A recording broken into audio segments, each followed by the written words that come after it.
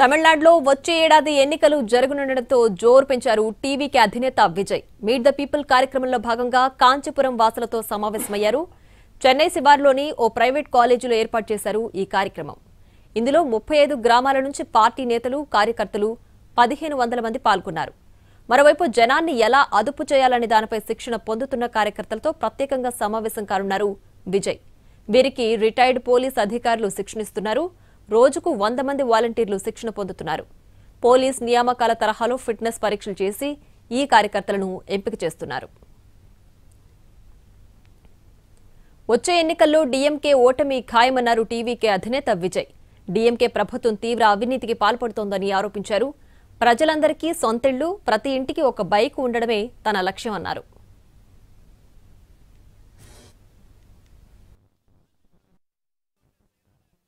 சொல்லாமலாம் இருக்க மாட்டோம். இப்ப கூட கரூரை பத்தி பேசுவேன்னு எதிர்பார்த்திருப்பாங்க. அதை நான் கொஞ்சம் அப்புறமா பேசுறேன். பட் இப்போ நம்மளுடைய விஷன் என்னன்னு சொல்லணும்னு நான் கொஞ்சம் ஆசைப்படுறேன். நம்ம ஆட்சிக்கு வந்தா அது என்ன வந்தா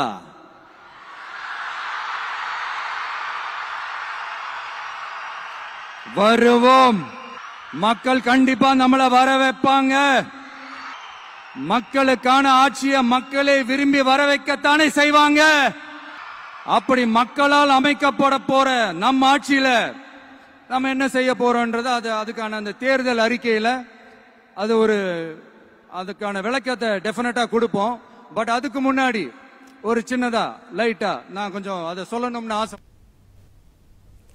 ఇక మీట్ ది పీపుల్ కార్యక్రమంలో భాగంగా కాంచీపురం వాసులతో సమావేశమయ్యారు టీవీకి అధినేత విజయ్. దీనికి సంబంధించి పూర్తి డీటెయిల్స్ మా ప్రతినిధి కార్తిక్ ఫోన్ లైన్ అందిస్తారు. కార్తిక్, చెప్పండి, కరూర్ తొక్కిసలాట ఘటన తర్వాత మళ్లీ విజయ్ సభ నిర్వహించబోతున్నారు. ఎలాంటి ఏర్పాట్లు చేస్తున్నారు, ఎలాంటి జాగ్రత్తలు తీసుకుంటున్నారు?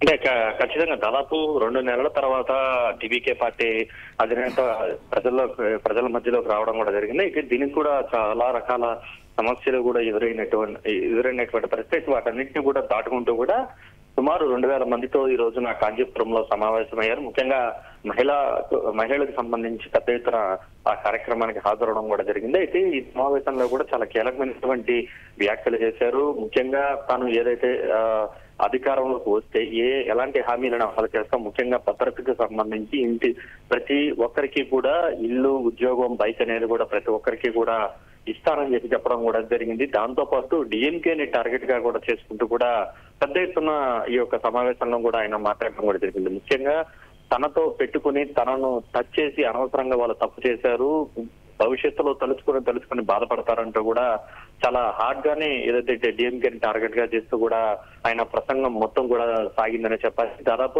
42 నిమిషాల ప్రసంగంలో గతంలో జరిగినటువంటి విషయాలతో పాటు డిఎంకే ఈ మధ్య కాలంలో ఈ గత 5 ఏళ్లుగా కూడా చేస్తున్నటువంటి అరాచకాలు, దోపిడీని అంతా కూడా వివరించారు. ప్రస్తుతం జరుగుతున్నటువంటి కాంచీపురంలో పాలార్ నదిలో 1000 కోట్ల రూపాయల ఇసుక అక్రమ రవాణా జరిగింది. దాదాపు 4000 కోట్లకు పైగా కూడా ఉన్నటువంటి ఇసుకను మొత్తం కూడా దోచేసుకున్నారు. ప్రతి నియోజకవర్గంలో కూడా ఇదే విధంగా కూడా డిఎంకే అవినీతి పాల్పడిందంటూ కూడా తీవ్ర స్థాయిలో విమర్శలు చేయడం కూడా జరిగింది. అదే తరహాలో బీజేపీకి కూడా వ్యతిరేకంగా కూడా ఆయన పలు మాటలు కూడా మాట్లాడడం కూడా జరిగింది. గతంలో ఎంజీఆర్ పార్టీ పెట్టినప్పుడు కూడా తొలి రౌండ్కే వెళ్ళిపోతూ ఉంటారు. అది నడిగర్కి సంబంధించినటువంటి ఒక